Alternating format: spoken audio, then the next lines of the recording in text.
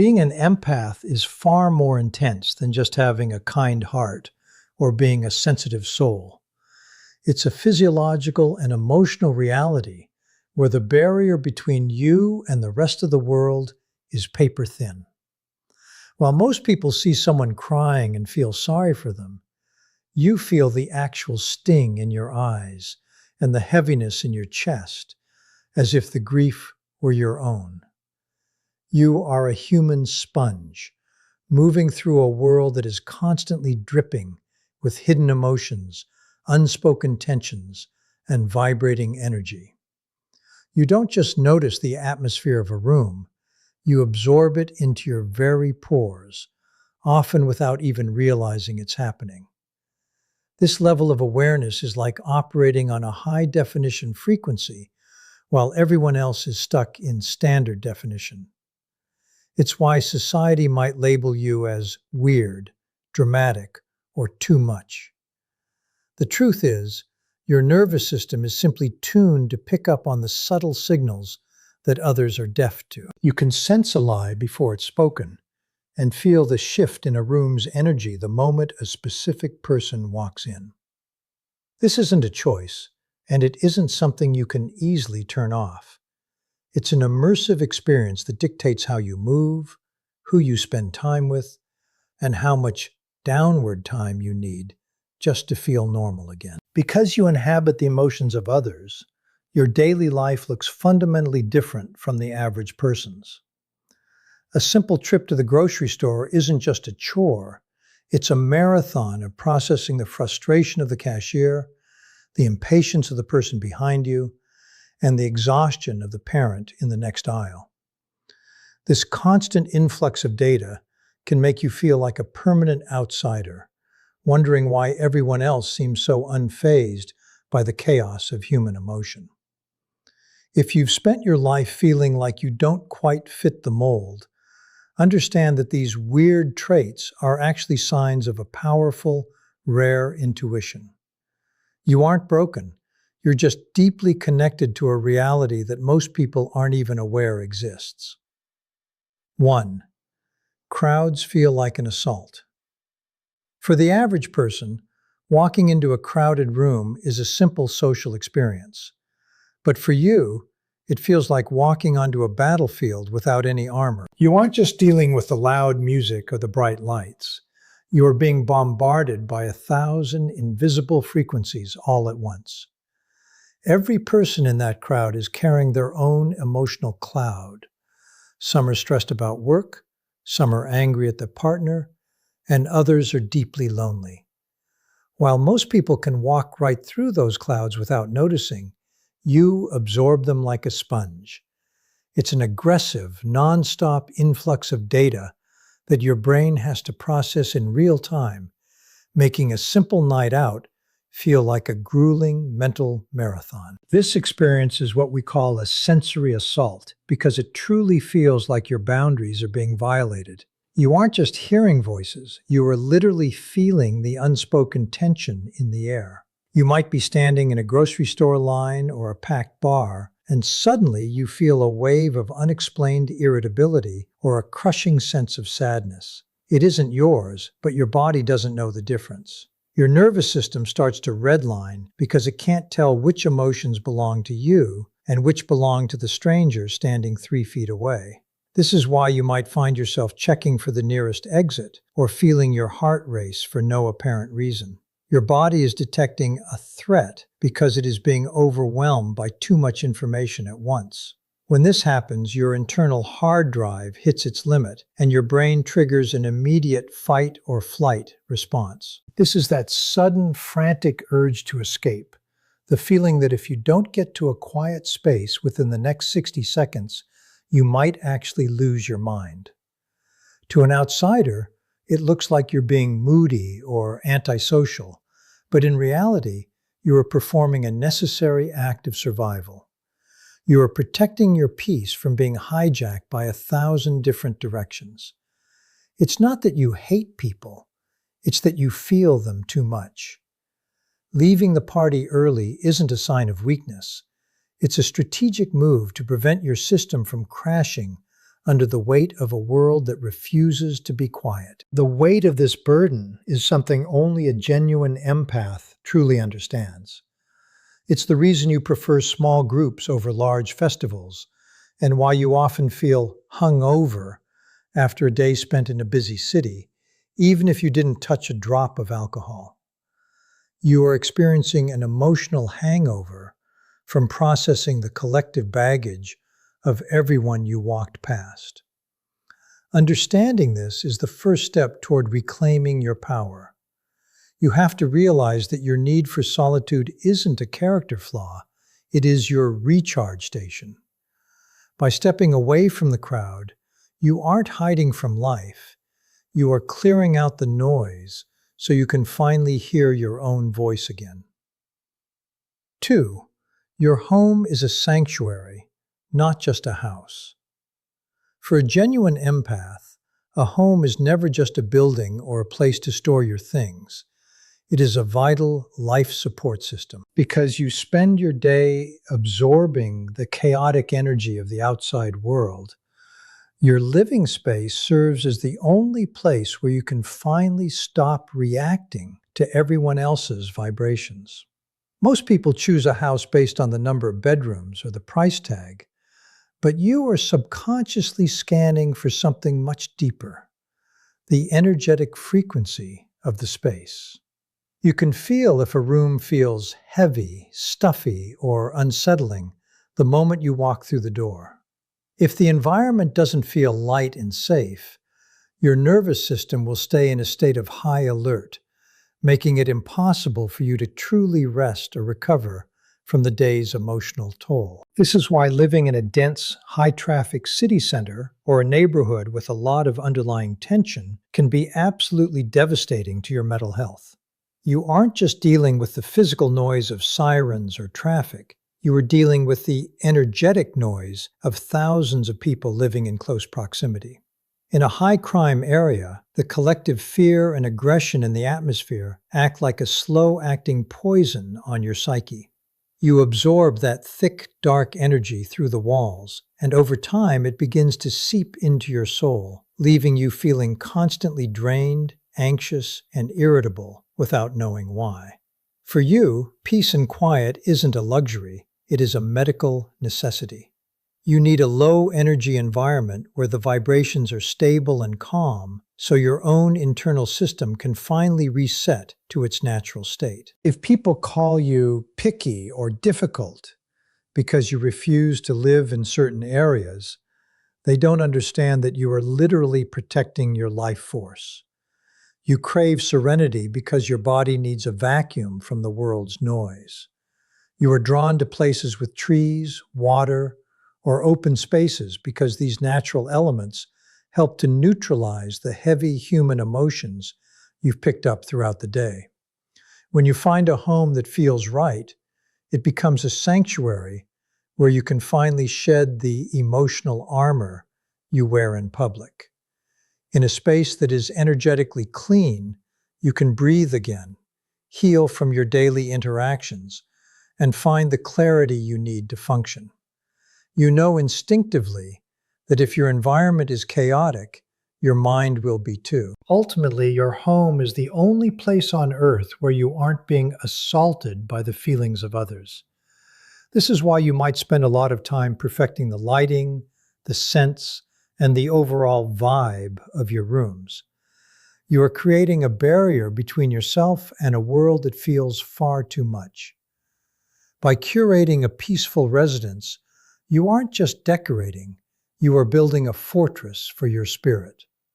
You realize that to be a functioning empath in a loud world, you must have a silent base to return to. Without that sanctuary, you are just a human sponge sitting in dirty water. But with it, you have the power to wring yourself out, refresh your energy, and face the world again on your own terms. 3. You are an emotional mirror. Being an emotional mirror is one of the most exhausting yet profound aspects of the empath experience. Unlike the average person who can see someone in pain and simply feel sorry for them, You don't have the luxury of maintaining that distance. For you, there is no emotional wall. When you walk into a room where someone is grieving, you don't just observe their sadness, it physically enters your body. You feel a literal weight pressing down on your chest. Your throat might tighten, and a wave of unexplained gloom washes over you. You could have walked into that room feeling perfectly fine, but within seconds, your own mood is completely hijacked. This isn't just being nice or understanding. It is a total emotional takeover where your internal state is forcefully synchronized with the person standing next to you. This mirroring effect works on both ends of the spectrum, which can make your life feel like a constant, unpredictable roller coaster. If you're grabbing coffee with a friend who is buzzing with excitement and success, you will suddenly feel like you're on top of the world. Your energy levels spike, your confidence soars, and you feel an incredible high that has nothing to do with your own life circumstances. While this sounds great in theory, the problem is that you aren't in control of the remote. You are at the mercy of whoever happens to be in your immediate vicinity. If that person is toxic, angry, or deeply depressed, you will find yourself spiraling into those exact same feelings, often leaving you confused about why your mood shifted so drastically in such a short amount of time.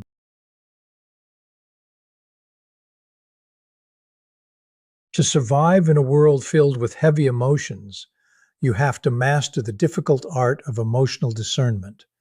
You must learn to constantly ask yourself, is this feeling mine, or am I just reflecting someone else? This distinction is the only thing that stands between you and total burnout. It requires a high level of self-awareness to recognize when a feeling isn't yours and to mentally return to sender. If you don't learn to distinguish between yours and theirs, you will spend your life drowning in shadows that don't belong to you. Becoming a master of your own energy means learning how to be present for others without letting their storm become your weather. It's about being a mirror that can see the light, but doesn't have to break when it reflects the dark. 4. You possess a human lie detector. Being a genuine empath means you possess a built-in, high-frequency radar that makes it almost impossible for people to lie to you. While the rest of the world listens to words and looks at surface-level expressions, you are tuned into the vibration of the person speaking. You don't just hear what someone says, you feel the intention behind it. When someone tells you, "I'm fine," while wearing a practiced smile, it doesn't fool you for a second. Instead of seeing the smile, you feel the sharp pang of their hidden anxiety or the heavy cloud of their sadness pressing against your own energy. It's like having an X-ray vision for the soul. You see right through the social masks that people spend hours putting on, and you go straight to the raw, uncomfortable truth of how they actually feel. This ability acts as a psychic bypass that skips past all the polite small talk and goes directly to the person's true intent. You can sense the subtle sting behind a compliment that is actually rooted in jealousy, or the hollow emptiness of a promise that someone has no intention of keeping. Because you are a human sponge for energy, a lie feels like a jarring, discordant note in a song. It creates a physical sensation of wrongness in your gut that you cannot ignore. While your friends might think someone is charming or sincere, you might find yourself pulling away instinctively because you can feel the manipulation or the hidden anger simmering beneath their polished exterior. You aren't being judgmental. You are simply reacting to the data your nervous system is picking up. However, carrying this human lie detector is incredibly exhausting. It means you are constantly exposed to the messy, unfiltered reality of everyone you meet, whether you want to be or not. You are forced to navigate the world, seeing the pain behind every forced laugh and the bitterness behind every polite nod. There is no off switch for this. Even when you want to just enjoy a casual conversation, you are hit with the heavy realization that the person across from you is deeply insecure or secretly resentful. It makes social interactions feel like a minefield because you are reacting to what is unspoken while everyone else is just following the script. You see the gaps between what people say and what they actually mean, and that constant awareness can make you feel isolated and overwhelmed. Ultimately, this trait makes you one of the most difficult people to deceive, but it also means you carry a heavy burden of truth. You are often the only one in the room who knows the real temperature of a situation, and that can be a lonely place to stand. You see the real version of people, the version they try to hide from the world and sometimes even from themselves. To thrive with this gift, you have to learn to trust your gut implicitly, even when logic tells you otherwise. If something feels off, it is off. You don't need a confession or physical proof. Your internal radar has already given you the answer. Your job isn't to call everyone out on their masks, but to use that information to protect your own energy and keep yourself surrounded by people whose insides actually match their outsides. 5. Your problems always take a back seat. As a true empath, you live with a savior reflex that is wired so deeply into your personality, it feels almost impossible to switch off. You possess a heart that is naturally open, and your first instinct is always to heal, fix, and comfort. Because you are hyper-aware of the suffering around you, you tend to view other people's pain as an urgent emergency, while viewing your own as a minor inconvenience. You might be in the middle of a massive personal crisis, struggling with your own stress, health, or finances, but the moment someone else comes to you with a problem, your own life completely vanishes from your mind. You will drop everything, stay up all night, and pour every ounce of your remaining energy into helping them find a solution, even when you're the one who actually needs a lifeline. This habit of putting your problems in the back seat comes from a distorted sense of emotional math.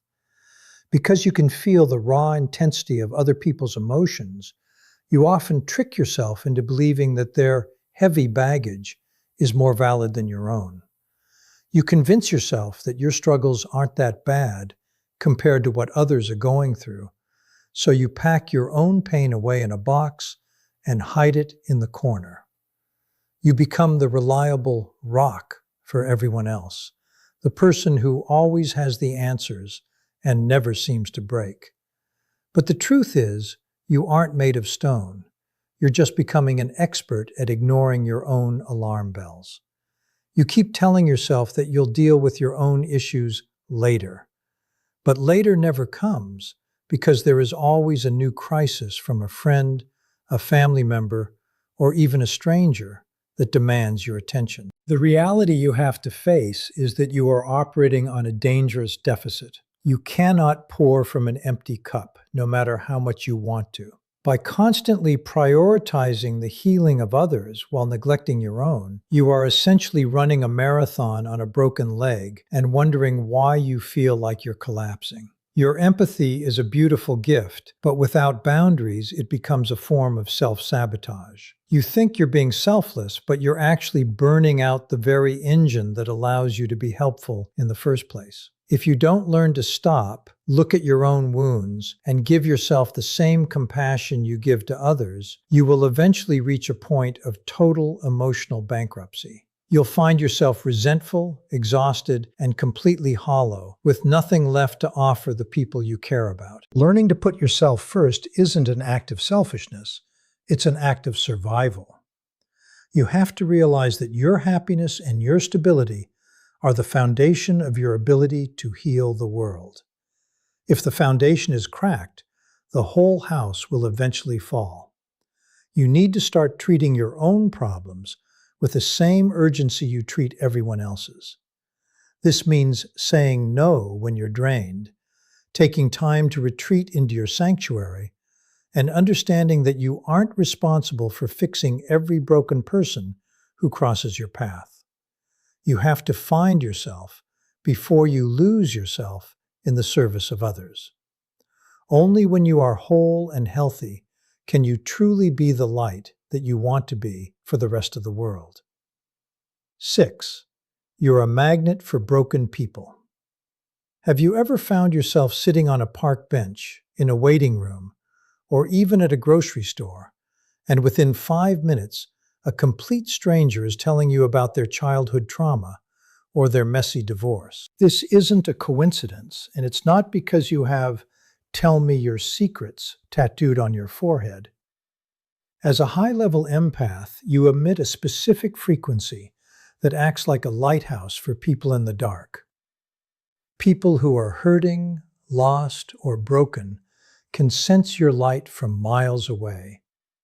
They don't just see a friendly face, they subconsciously detect a healer, a listener, and a rare safe harbor in a world that is usually cold and dismissive. They feel an immediate magnetic pull toward you because they know instinctively that you won't just hear their words, you will actually feel their pain and validate their existence. While this ability to provide comfort is a beautiful gift, it carries a heavy price that most people don't see. Because you are so open and receptive, you inadvertently become a target for energy vampires, people who don't actually want to heal, but simply want a place to dump their emotional trash. These individuals aren't looking for a solution, they are looking for a host. They thrive on the attention and the high they get from your empathetic response, leaving you feeling heavy and depleted while they walk away feeling lighter. If you aren't careful, you will find your life becoming a revolving door for everyone else's drama. You'll spend your days fixing everyone else's broken pieces while your own life falls into disrepair, simply because you can't stand to see someone else suffer. The danger here is that broken people can be incredibly demanding. They don't just take a little bit of your time, they want all of your emotional energy. They will call you at 2 a.m. with emergencies that aren't actually emergencies, and they will expect you to carry the weight of their bad decisions. Because you can feel how much they are hurting, your savior reflex kicks in, and you feel guilty for even thinking about saying no. But you have to realize that some people use their brokenness as a way to avoid taking responsibility for their own lives. If you are always there to catch them, they never have to learn how to walk. You end up trapped in a cycle of caretaking that leaves you emotionally bankrupt, with no resources left for your own goals, your own joy, or your own health. To survive as an empath, you must master the art of the hard boundary. You have to understand that having a gift for healing doesn't mean you are required to heal every person who crosses your path. Setting boundaries isn't mean or selfish. It is an essential act of self-preservation. You have to learn to distinguish between someone who is genuinely seeking growth and someone who just wants to vent their toxicity into your clean space. You aren't a trash can for other people's trauma, and you aren't a 24/7 crisis center. If you don't start protecting your light, it will eventually be extinguished by the sheer volume of other people's shadows. You can still be a compassionate person while also being the gatekeeper of your own energy. By choosing who you allow into your inner circle, you ensure that you have enough strength to stay standing, so you can help the people who truly matter, starting with yourself. 7. You find solace in the wild. For a genuine empath, the human world is often a place of constant noise, hidden agendas, and thick layers of complicated emotions. After spending your day acting as a human sponge, absorbing the stress of your coworkers, the anxiety of your friends, and the collective heavy energy of the city, you reach a point where you feel emotionally suffocated. This is why you feel an almost magnetic pull toward the wild. When humans become too much, you find yourself craving the silence of a forest, the rhythm of the ocean, or the simple companionship of an animal. To an outsider, it might look like you're just going for a walk or playing with a pet, but for you, it is a spiritual decontamination. You are literally washing off the layers of other people's energy that have stuck to you throughout the day. The reason nature feels so healing is because it possesses a purity that humans simply cannot replicate. A tree doesn't have an ego, a mountain doesn't have a hidden motive, and a river doesn't care about your social status or your past mistakes. In the wild, everything just is. This lack of emotional static allows your nervous system to finally stop scanning for threats or mirroring others. When you sit in the stillness of the woods, the frantic noise of the human world finally drops away, and for the first time in hours, you can actually hear your own thoughts again. It's like a massive reset button for your soul.